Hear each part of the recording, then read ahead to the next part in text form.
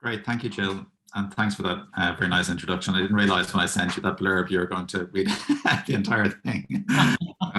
Yeah, it covered pretty much everything I've done. Yeah, I'm delighted to be here. It's slightly strange always doing these things on Zoom, but as Jill has said, we've become so used to it now over the last year and a half. It's not so unusual, I think, and difficult for people, except for when I switch over to my slides and then suddenly I feel like I'm in my room by myself talking to pictures, so which is slightly disconcerting. So it's nice to see some faces at this point. I was delighted to take the opportunity to speak about this exhibition. It looks like a fantastic show. I haven't seen the show myself. I'm dying to see it. It's I've seen some photographs online, and it looks really beautiful. A very elegant show with lots of interesting work in it. I have had the opportunity to browse the really wonderful catalogue that's been produced for the exhibition. And it's very nice to see a Jack B. Yeats on the cover as well, but we have our own Jack B. Yeats exhibition in the National Gallery at the moment, which I encourage you to all go and see. But I was also really taken by the title of the exhibition and this exploration of what has become known as the Wild Atlantic Way, and which is almost a brand now. I suppose it is a brand. It's a way of branding the landscape. And as just to go back to something Jill said at the very end of her intro there, she said to find out, to think about the ways in which the influences that have shaped landscape painting and how artists have worked with the landscape. And that's kind of the topic of this talk. And it comes a little bit from the work that I've done on an exhibition, the National Gallery of Ireland, called Shaping Ireland. And rather than just taking an art historical approach to looking at these artworks, to think about the wider ecological context of the subject matter, the context of that the artists were working within, and also the context of how they're displayed today and today's audience, and how we might be thinking about them and looking at them as a contemporary audience, dealing with all of the things relating to the land and the earth and the environment, and that we're dealing with and becoming more aware of on a daily basis, it seems, at the moment. So I'm going to bring up my slides because you can't see them. I just realized. I can share a screen yet?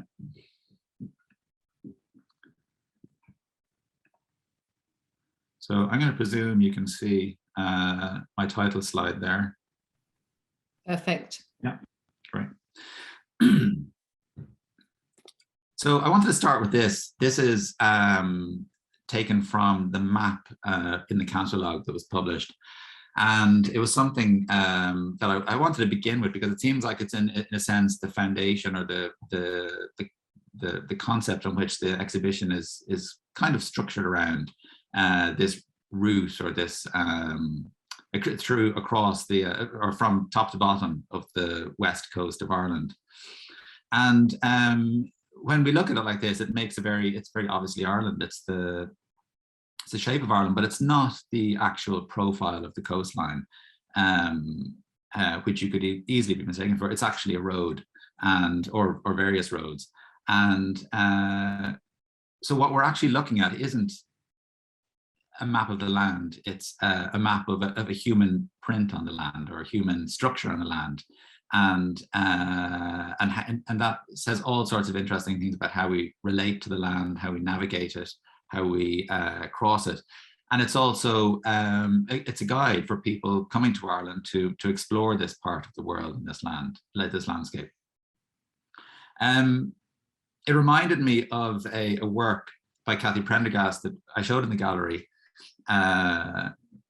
in the Shaping Ireland exhibition, which I'm going to include a few works from that exhibition alongside the works from the Atlantic Way exhibition today, that I just found interesting comparisons between.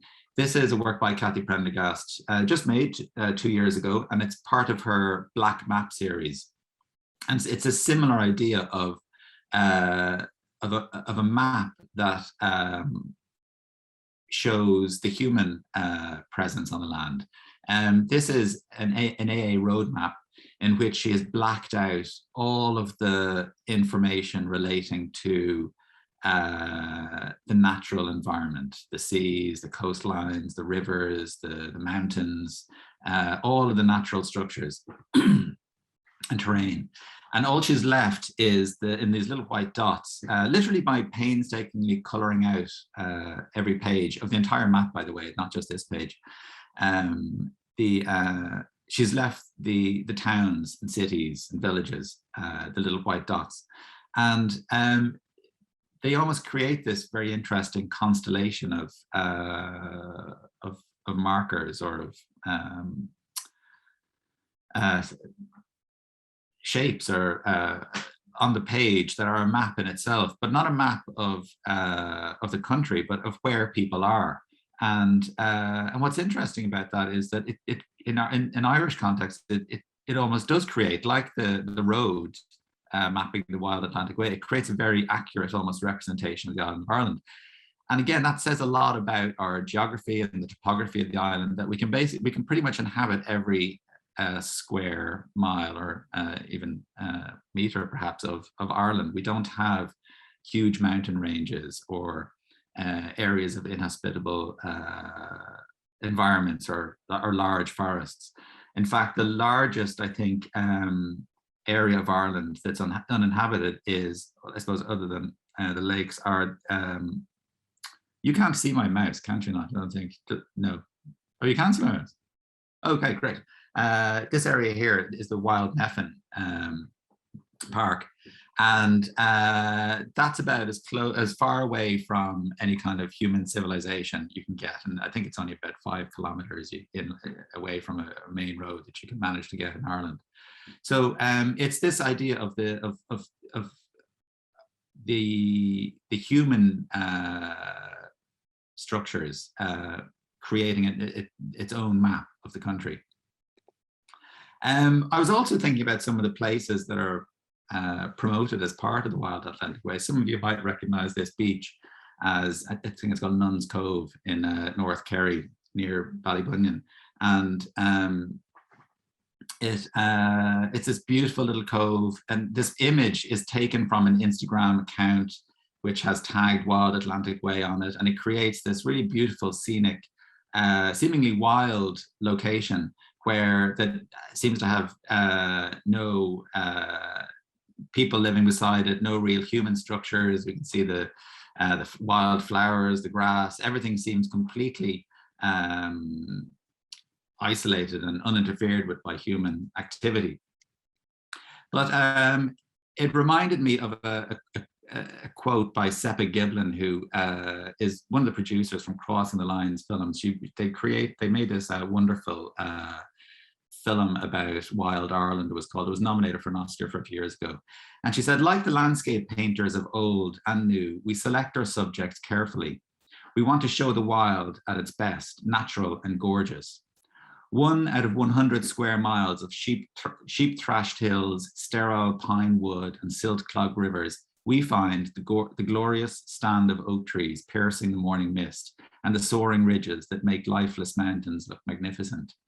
Who wants to see the roads, the rubbish-clogged river, the line of tourists snapping the Connemara waterfall? All of us framing out the bungalow, glaring from just above the waterline. With careful framing and low backlit sunshine, a scrap heap can be turned into a wonderland. And I just thought this was incredibly interesting, this idea of a filmmaker framing the landscape in a very particular way and seeing the relationship both to the history of fine art, so high art in one sense, but also popular culture and low art, and how an Instagram photograph or something like that, we're all looking to create a certain representation of the landscape that is in some way different, or a sense of wild or wilderness that takes us away from our normal lives. And I'm reminded as well of W.B. Yeats's poem, The Lake Isle of Innisfree, and this idea of wandering around London City and dreaming of this island floating in the middle of a Sligo lake, and this idea of wanting to connect with the wild. Sorry.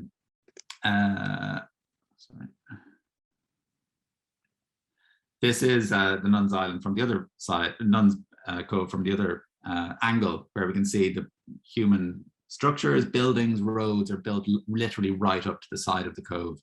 And if it's not used for human settlements, it's also agricultural land. So perhaps a more honest view of what this location actually is.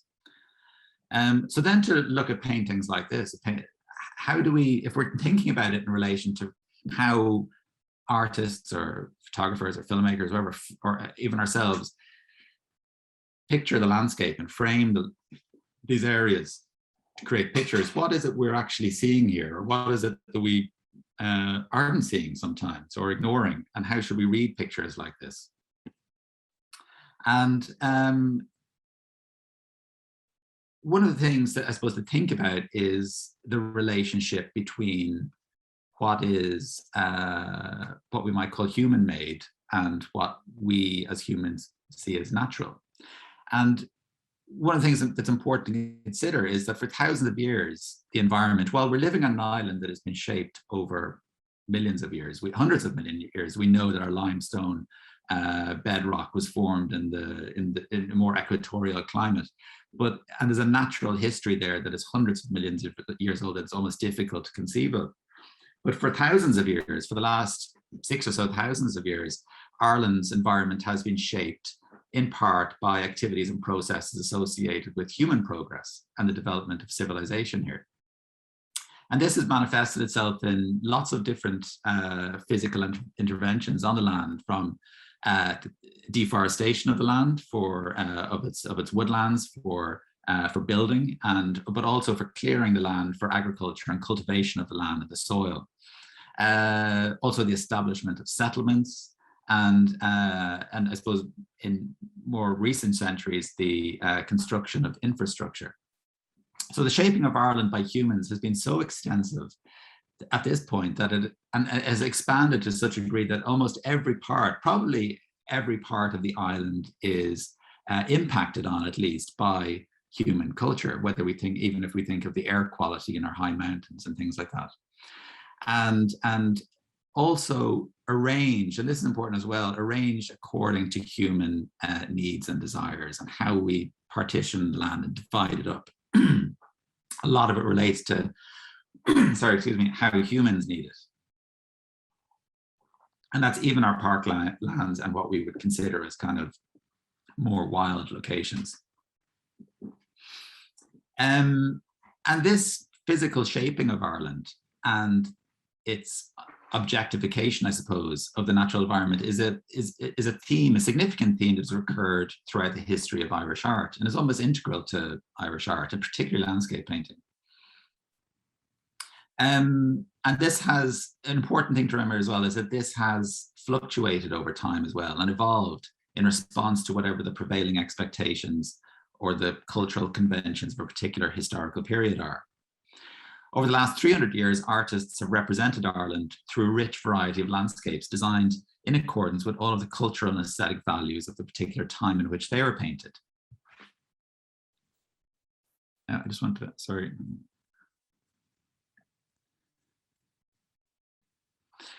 There's an important, sorry, I'm not getting the next slide here. There we go, sorry, I'm working off two screens here. There's an important dichotomy here to be recognized between the words land and landscape. They're two different but related paradigms, I suppose, or words or terms to consider. Land suggests, the word land suggests a part of the environment, a place that is continually shaped by a variety of forces, that ranging in scale. In fact, they can be natural forces or human forces. Landscape is a view of the land that is constructed in the mind of the viewer. The art historian W.J.T. Mitchell said that it's a natural scene mediated by culture. And I thought that was a brilliant way of describing what a landscape is. It's something that exists in the real world, but is mediated by culture in the mind of the viewer, essentially. And in that sense, landscapes are things that are created, and in one of their manifestations is as artworks. And as artworks, they're also integral to the cultural fabric of everything we do in society. And in this regard, they can shape our perceptions or reinforce our prejudices and influence how we today, or even future generations, without us realizing it, may respond to their environment and think about their environment. And all you have to do is think about the influence Paul Henry still has on us today in terms of how we think about, or imagine at least, the Irish landscape. And for me, it would seem important, therefore, to consider how landscapes and how landscape art, both historic and works that are being created today, represent our relationship with the land, both in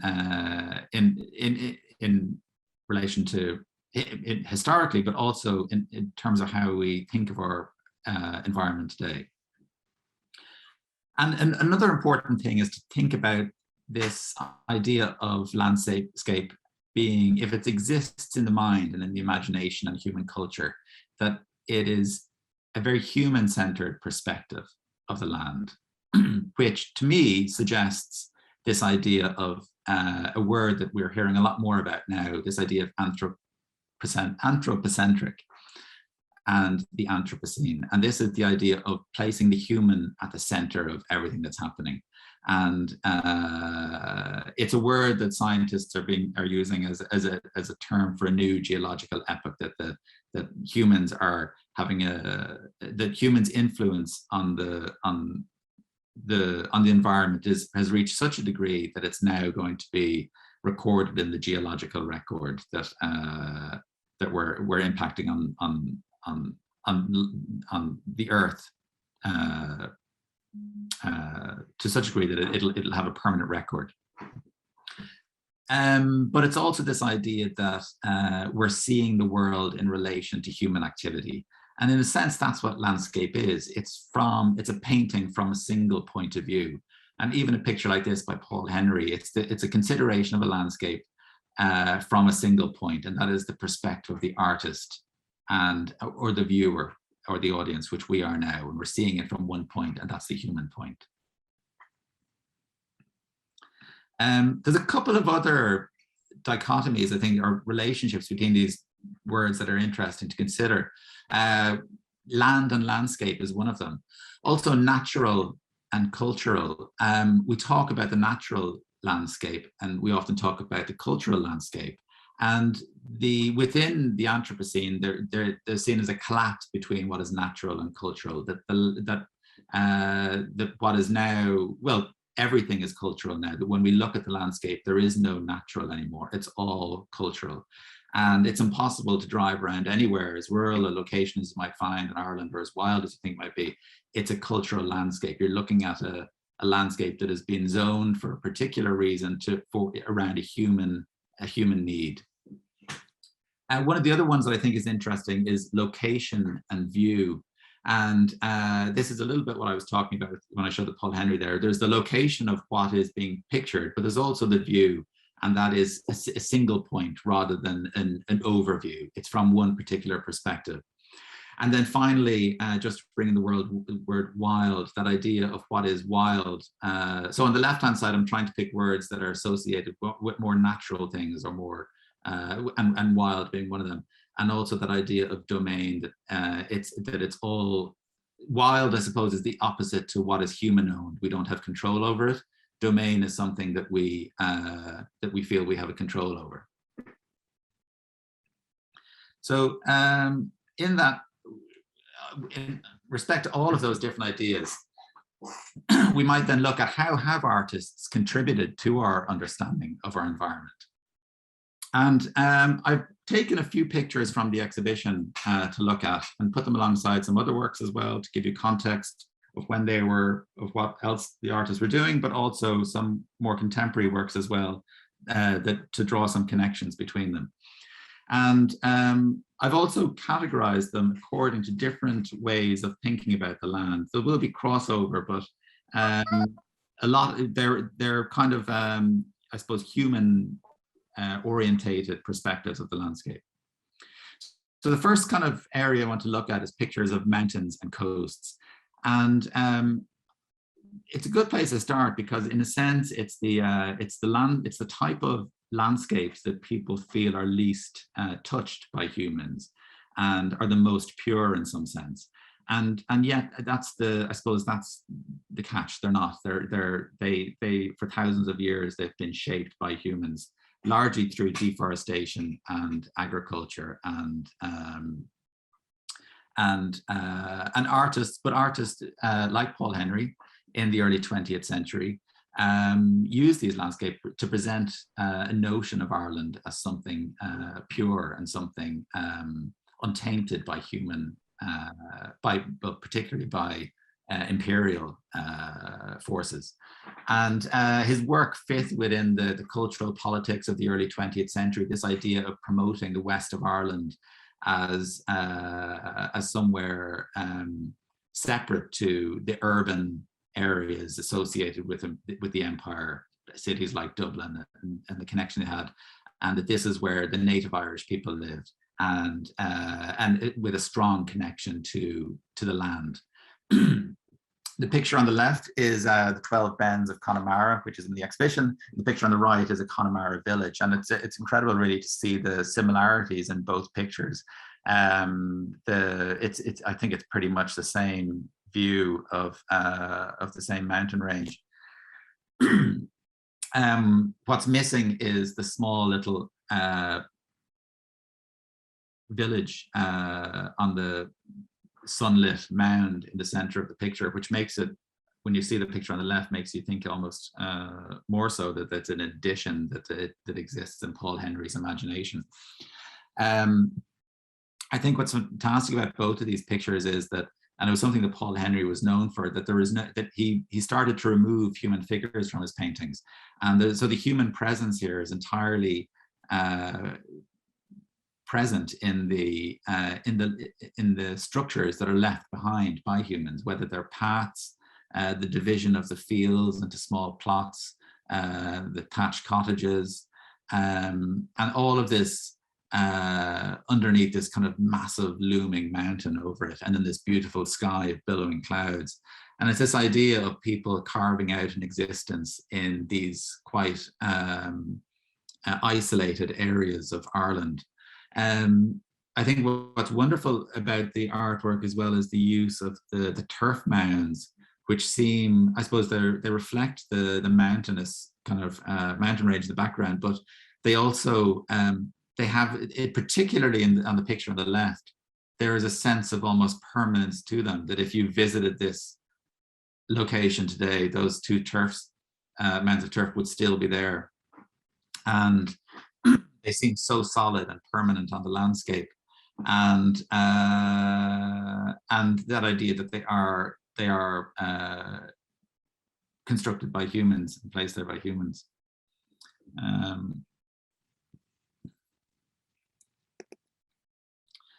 The color of this picture particularly struck me, and the blueness as well, and it's something that always strikes me of Paul Henry's work, and it reminds me of a quote by Rebecca Solnit, the contemporary cultural critic. In her book A Field Guide to Getting Lost, she talks about the color blue, and she says the world is blue at its edges and at its depths, and it's she talks about the idea of blue being the color of distance. At its edges is the faraway mountains, the things that exist on the horizon. At its depths, she's talking about the deepest parts of the ocean, where the intensity of blue is much greater than at the surface. She says blue is the color of distance, the light that does not reach us. And this is something that artists became aware of during the Renaissance as well, that things far away were blue, because blue light is the light, the only light that reaches us from a distance. And she says the far edge of what can be seen, that color of horizons or remote mountain ranges of anything far away, the color of where you can never go. And that's an important point she makes as well. It's not obviously that the mountains are blue, it's the space. Blue represents the space that's between you and the mountains. It's the light that continues to travel from the mountains that eventually reaches you. And it was something that Paul Henry used throughout his work, these kind of beautiful blue mountains, and appeared even in his posters for the advertising holidays in the west of Ireland. With the this is the London Midland, the Scottish Railway Station Agency, and there was a couple of different railway companies who he made them for, but creating this sense of what the west of Ireland was, this beautiful, distant, isolated place where, and again we can see the thatched cottage and the humans carving out their existence in the shadow of this great mountain. And work more recently by Neville O'malley, you may know her as Ireland's representative for the Venice Biennale early next year. This is a work she made a number of years ago of Neville. And again, this idea of the mountain being symbolic of the wild, or of isolated locations and more natural locations.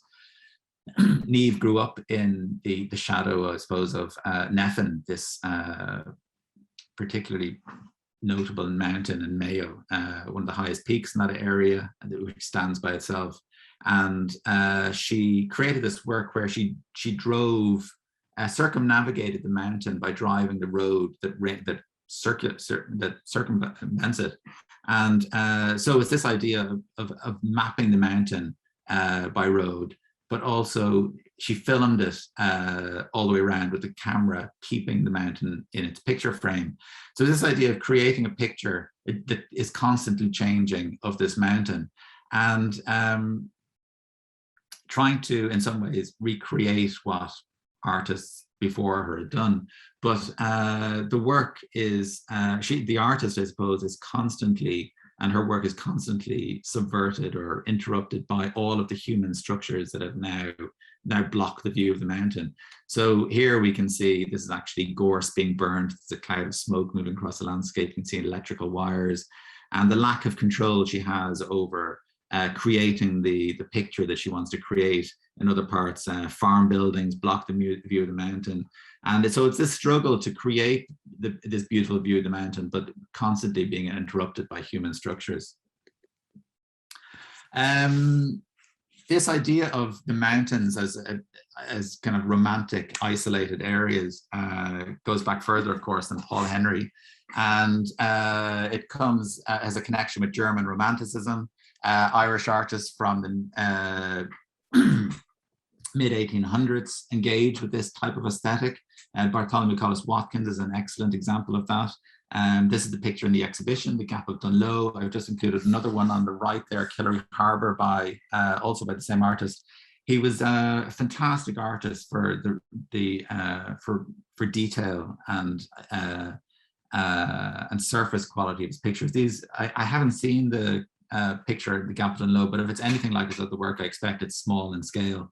And which the picture on the right, Killary Harbour, it's a tiny little picture, but incredible detail in it, and beautiful natural effects of light and the effects on water, the effects on the environment, and these very subtle interventions by human culture. On the left, we can see the roadway snaking its way up through the mountain valley. The local farmers guiding cattle through it.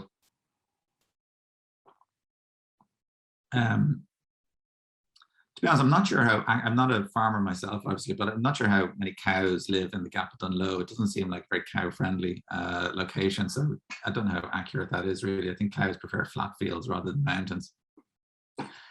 But that's, I suppose, this is what these pictures are about. It's creating a sense of beauty of people living in these incredibly isolated areas.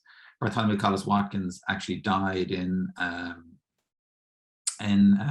McGillicuddy Reeks.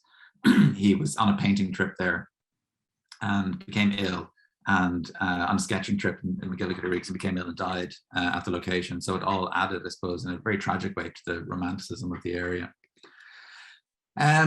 Mountains also exist, in this very sublime way in islands as well. And I think if you look at the any pictures of the Blaskets, or if you've been out there, you'll know that you don't have to romanticize these locations too much. They are incredibly epic locations with sheer rocks coming out of the sea.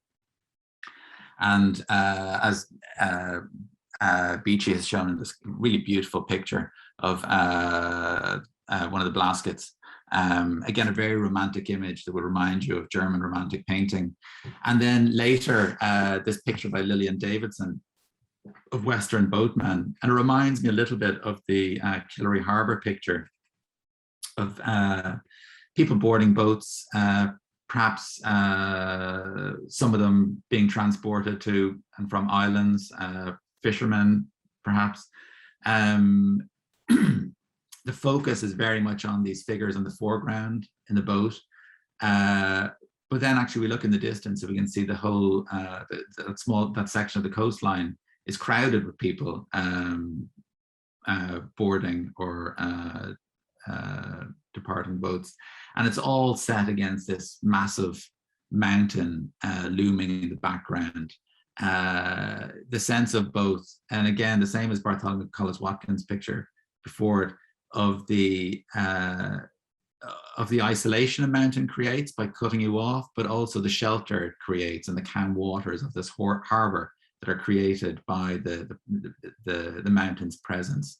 So it's as I suppose a character in the picture. It has two sides to it, and I think within this kind of coastlines and mountains, cliff edges are also an interesting space that artists have explored. And you have two brilliant examples in the exhibition by Derek Hill, and George Campbell. George Campbell's is a more abstract picture. It's but there's still I suppose a degree of representation that's holding it together, that's giving it structure. We have a sense of edges and coastlines, or the softness perhaps of sandy banks and more sheer rocks. Derek Hill's picture on the left, focusing almost entirely on this this line between what can be controlled and what is safe and what is can be used by humans, and this this sheer drop into the ocean, into the unknown. And we can't even see the sea here. It's entirely on the line of the land between the land that can be used for grazing sheep or for whatever type of agricultural use, and then nothing. And then Barry Cook's pictures of the Burren. The picture on the right is Mullaghmore from 1979. The one on the left is a much more strange and in some ways interesting picture of a woman in the Burren from the same year when he was painting pictures of the Burren. It's a much more artificial looking picture, but based on a natural environment. And I use the word natural again, it's this idea of a cultural environment, cultural landscape, that we know now that the Burren is also, despite how natural it might seem to us, or that we think of it, it's a landscape that is the product of human intervention. 6,000 years ago or 8,000 years ago, when the first settlers arrived in the Burren, they cut down the trees. It allowed the thin layer of soil to drain away from the limestone pavement, exposing it underneath and leaving us with this incredibly beautiful but landscape that is there because of human activity. And I'm not sure that Barry Cook would have known that in 1979. I think that's relatively new evidence, but it's interesting to see this figure sitting on the landscape. And there's something almost prehistoric, I think, looking about the figure as well. There's a sense of it being a kind of an iconic or some sort of monument or artifact from an ancient past that's left on the landscape.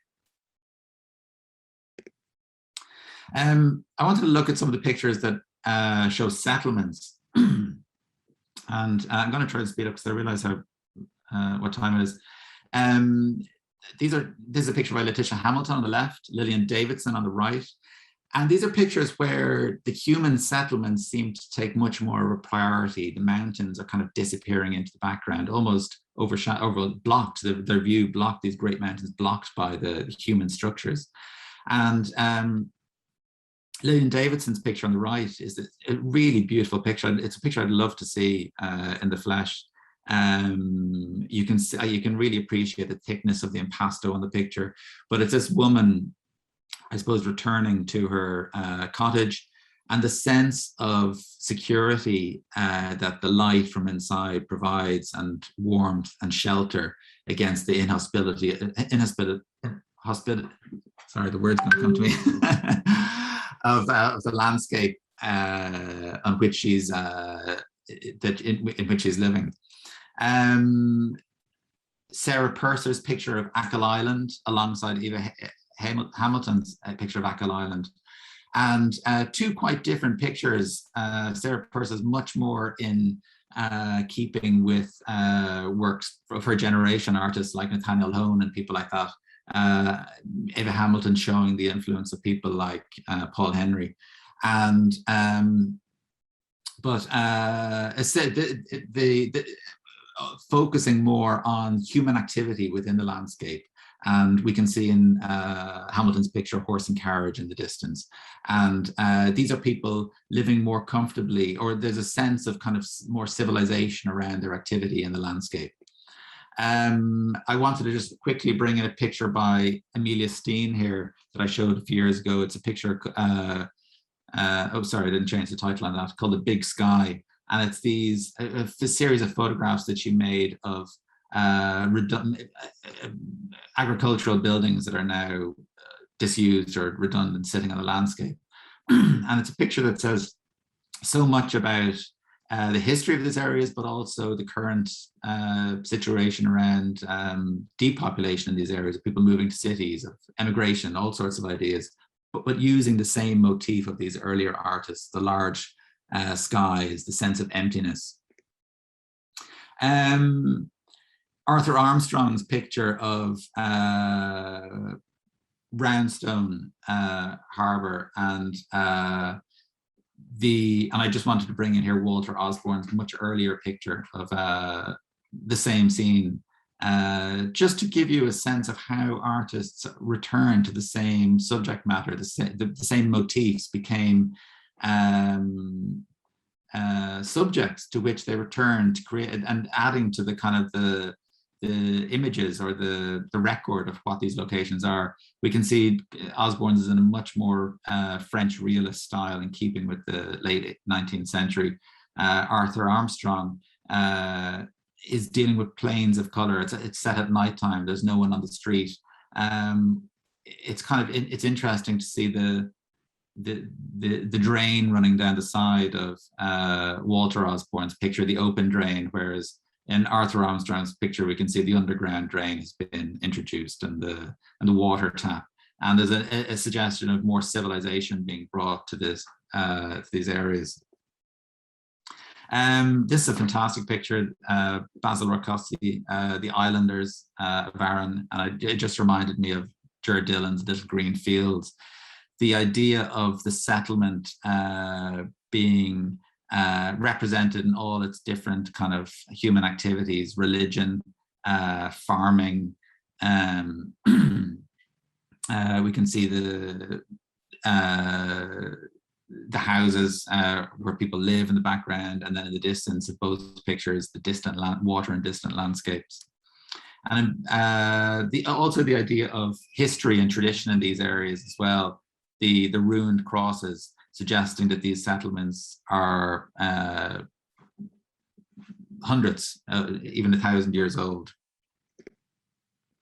Another type of landscape that artists, and when I say landscape, this idea of human landscape that artists painted, were fields and pastures. And Ger Dillon created these really beautiful pictures, naive pictures, but really extraordinary pictures, creating a sense of, he saw places like Arran and Innishlacken as incredibly wild areas, and yet he applied pattern to them and structure to them, and that's represented in everything from the detail of the dry stone wall brickwork through to the division of the land into small plots, the building of houses, the movement of people, the transport of animals. There's a great sense of industry and activity going on that subverts all of that idea of these being primitive kind of communities of in living in the wild. And then the complete opposite, Nathaniel Hone's picture in Kilkee. This isn't a picture I'd seen before, cows by a stream. And it's almost the opposite of all of this idea of the wild and wilderness. And it's something very bucolic and is much more like his pictures of North County Dublin, his paintings of cows grazing in Malahide, where pictures of the Pale essentially. And an artist who went to, I know he painted pictures of coastlines around Kilkee and places like that as well, but they never give, there's always something very pleasant and controlled to them. There's never a sense of the sublime or something that can't be controlled in them. James Humphrey Craig, like Dylan, putting structure on the landscape in the stone walls, showing the patterns that are created by human activity in these places. And both pictures, whether it's going to mass, so they're bringing in the kind of the religious context, or the leisure of dancing at the crossroads, and where the people are very much becoming part of the landscape. They almost seem as much a part of the landscape as the dry stone walls. This picture by Camille Souter of an aerial view of November Fields, where there's this vast area of agricultural land set in, I suppose, the dormant period of this type of crop, where the land has been harvested and is now left dormant through the wintertime, and represented in these large areas of brown soil. And I just included this picture by Jackie Nickerson to show how artists are still referencing and looking at this type of landscape today, where there's very little of what could be called a natural landscape. It's entirely shaped by human activity. And then we've this lovely touch of the airplane flying over it as well. And finally, I wanted to look at the idea of industry. And it's not something, Ireland, of course, never had an industrial revolution in the sense, in the way that happened in other European countries. But there were industries that took place in Ireland, and less so in the west of Ireland, obviously. The kelp gatherers and the kelp industry is an interesting one. And this picture by Samuel Lover is one of the earliest pictures of Irish people working the land and working industrially on the landscape. Also the fishing industry and how it has shaped our coastlines. Picture by Sean Keating. Probably the most important has been the turf industry right through the centuries and into the 21st century. And it's represented in so many pictures how important it was to people's lives. And I think these are two fantastic examples of it. Turf arriving by boat, this girl with her empty basket ready to collect it, to bring it home. So at its most simple kind of use, through to the kind of the busy market scene where all of these trailers are loaded full of turf. A beautiful picture by Lillian Davidson again. And finally, Sean Keating, who, in the picture on the left, the turf gatherer celebrating this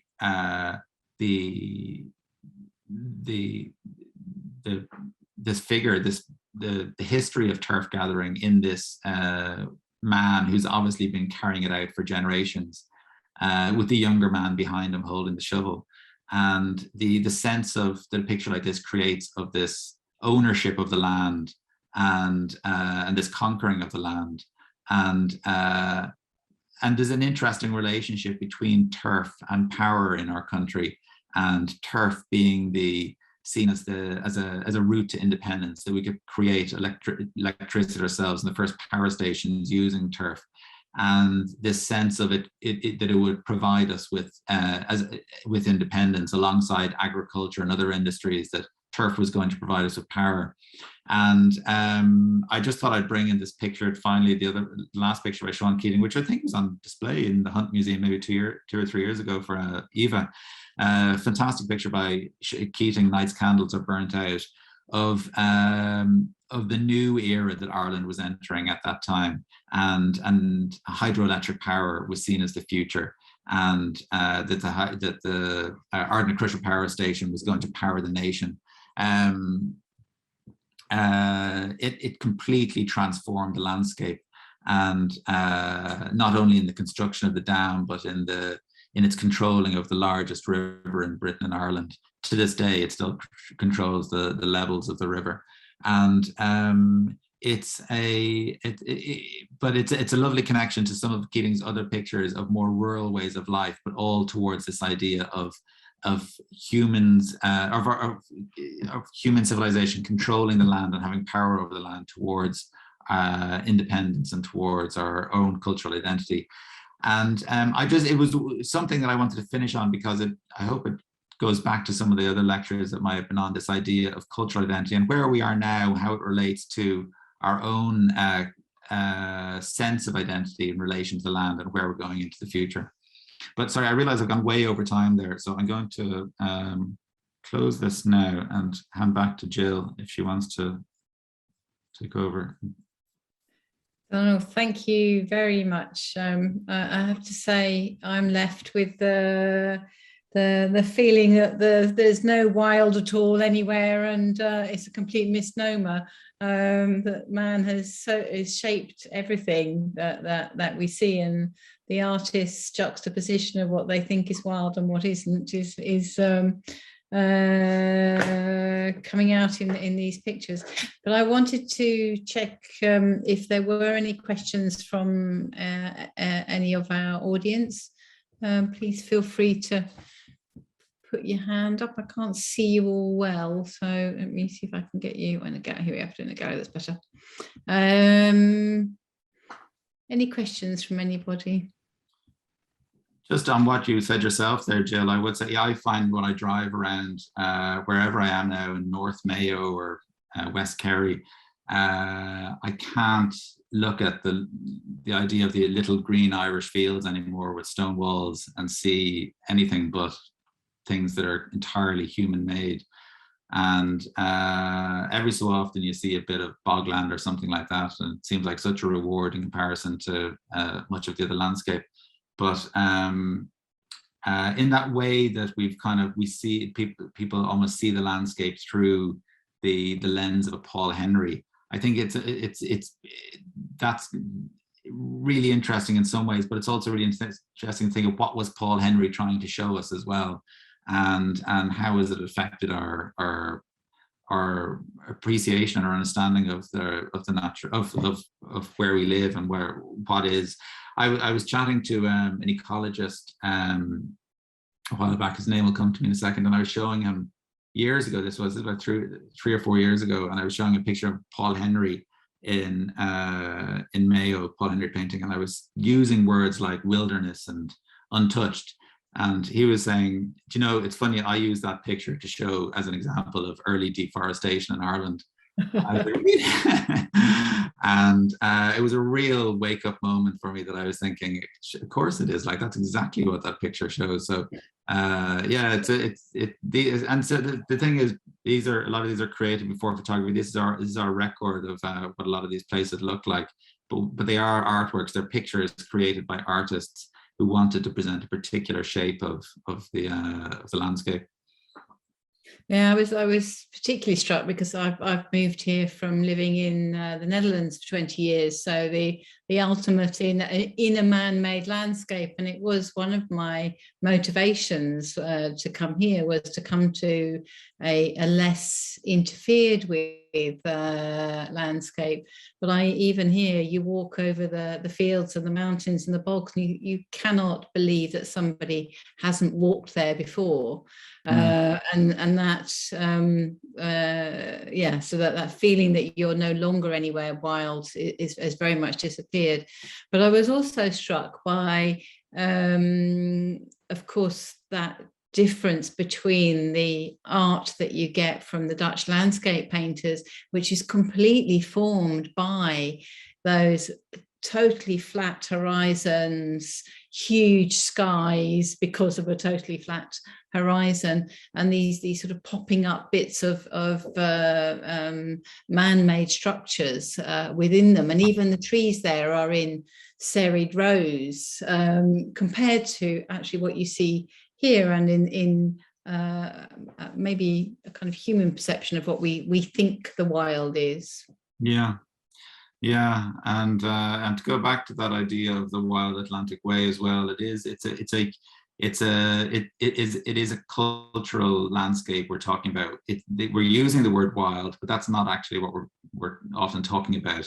It's very much a human perception of the landscape, and a human orientated, human made landscape. So as long as we can save our hedgerows, I think we'll be doing okay. It's definitely a romanticism of the whole idea of an Atlantic way. Yeah. Questions for anybody else? Here we are. Elaine, you're not going to actually speak this one, but Elaine says she agrees with the assessment of the wild untouched landscape. What we see now is the result of human habitation going back over 7,000 years, also as a result of the promotion of the wild Atlantic way. It's hardly wild anymore. And that's from somebody who's a very definite expert on the Burren. There's an expert from the Burren in the room. There is, yes. I don't think you said anything untoward though, so you're fairly safe.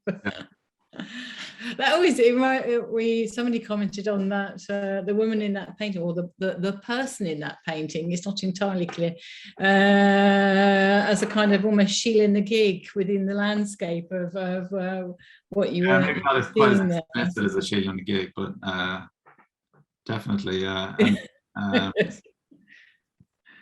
not a fertility simple. Well, I'm going to thank you enormously. I enjoyed